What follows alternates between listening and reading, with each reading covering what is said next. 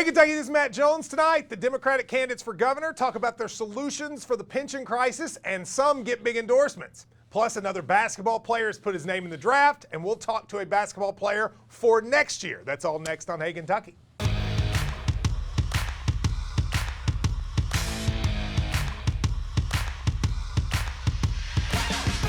Welcome everybody to Hey Kentucky, presented by Wendy's. Mary Jo Perino is my co-host. Mary Jo, how are you? I'm great. I had Miss Vicky's strawberry cake for Easter, so I can't complain. There you go. All's right with the world. I love strawberry cake. It's a big week, and we'll start with the Kentucky governor's race. A lot of folks have been asking, how are you going to handle the state's pension crisis? And based on comments at a recent forum for Democrats, folks want to know. Andy Beshear offered the idea of expanded gaming to boost revenue without raising taxes. But his opponents say that solution has repeatedly proven unrealistic. Meanwhile, all three candidates said they would support efforts to revamp the state's tax code. Now, this issue of the pension is going to be heavy throughout. I'm going to be asking them questions about it. Do any of the candidates seem to have a solution you like? Well, like you said, this is going to be the governor's race. I really think this is going to be the driving issue. And if there was a simple solution, we would have found it already, regardless of what side of the aisle you're on. I just don't think it's as easy as one thing. It's not as easy as gaming. It's not as easy as taxes. I don't know what the solution is. I think I would like to hear someone say, this is going to be really hard. All right, so if they're going to be honest, that you have to raise taxes. All right, so like gaming, you have to. So like gaming and marijuana would help some, but it wouldn't be enough. It wouldn't be close to enough. We're talking about billions. We're talking about billions. You have to change the tax code, and you're probably going to have to raise taxes. So what I'm interested in this debate Wednesday is, will one of them say the magical, truthful words, which is, we have to raise taxes. Nobody wants to think that. Right. But they do. And the Republican legislature just cut taxes, which was obscenely stupid. I'll be interested to see if they're honest, or will they just not say that because it's bad politically. It's going to hurt, but it has to be done. I think you have to do it if you're being honest. Now, staying with the governor's race, candidates have been landing endorsements as we approach next month's primary election.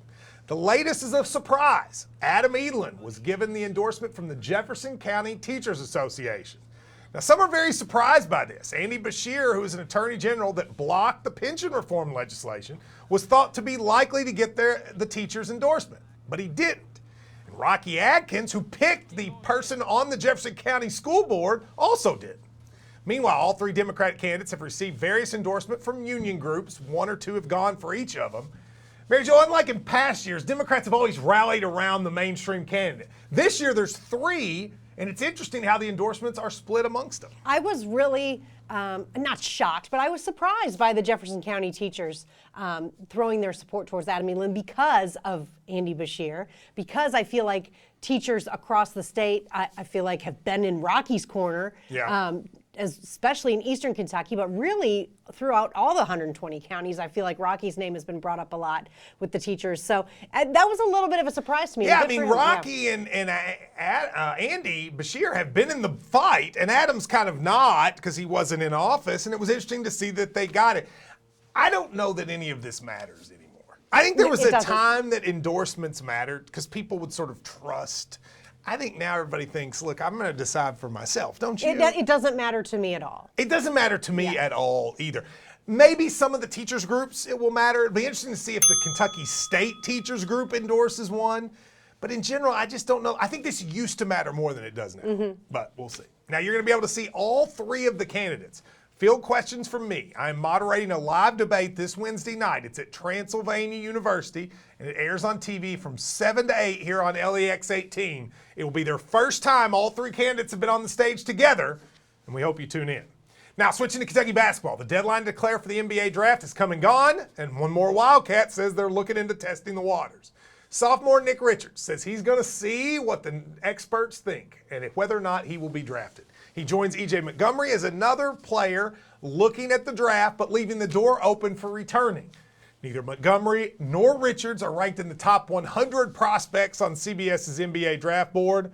Mary Jo, will either of them end up staying in the draft? I don't think either one of them will end up staying in the draft, but good for them for doing it. That's exactly why these new rules have been put into place, so that these guys can go and figure out what it is they need to do to get themselves drafted eventually.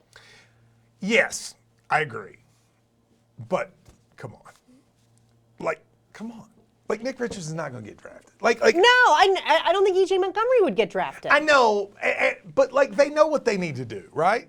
Don't they need to get better? Like, I mean, this is not like P.J. Washington. When he looked and they said, look, you're probably going to be a second rounder, you go back and be a first rounder. Nobody believes these guys are getting drafted, right? Right, but why would you not go through the process? I mean, you can go through the process. Yeah. I'm for the process. I just wish at some point, maybe they should just let everyone do it. Like, it's just weird to have an announcement that a guy who averages 2 points a game is declared for the draft. Right. I mean, it's like... You're just wanting to say junior Nick Richards instead of sophomore he's coming Nick back. Richards. Yeah. E.J. Montgomery, there's a small chance might not. I think Nick Richards is definitely coming back. Now, as for incoming Wildcats, 3 of them were on the stage in the Jordan Classic over the weekend. Keon Brooks looked great. 15 points and 6 boards and a lot of versatility. He maybe was the most impressive guy in the game for me. Tyrese Maxey played well. The future Cat point guard had 13 points, 5 boards, and 4 assists. And Khalil Whitney had his moments too. It was interesting. This game was not on TV. For some reason, it was only on the internet. I don't know where they got that floor, if you look at the baseline. But I was really impressed with Keon Brooks. He's rarely been talked about. He wasn't a McDonald's All-American. That's a great jersey. Why do you think he's better than we thought? I think so. He showed it here. Yes. For sure. And I don't always put a ton of stock into these games because they are all-star games and whatnot, but I thought he looked really good. Yes. I put very little stock in him, but I will say this. By the end of the game, they're throwing lobs off the rim. But there are periods of time where the guys go one-on-one, and you're seeing the best players in the country playing against each other. And I think what we've seen is with Tyrese Maxey in this game and the McDonald's All-American game, we have as good a point guard as anybody in the country. It's him and Cole Anthony. They're the 2 best guys.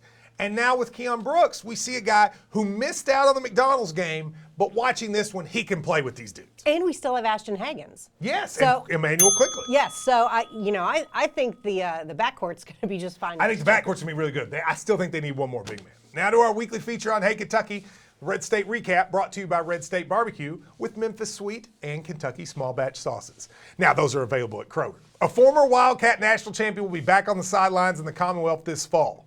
Once a star from Marion County, Anthony Epps was just hired to be the head basketball coach for the boys, for the boys at Campbellsville High School. For the girls, I thought he was already the coach for the girls. Either way, Anthony Epps is going to have success, and we wish him the best. We will take a break, and up next on Hey Kentucky, one-on-one with Nate Sestina, who's transferring into UK from Bucknell. We'll see how he does, and maybe he'll know whether Anthony Epps is coaching the boys or the girls right after this.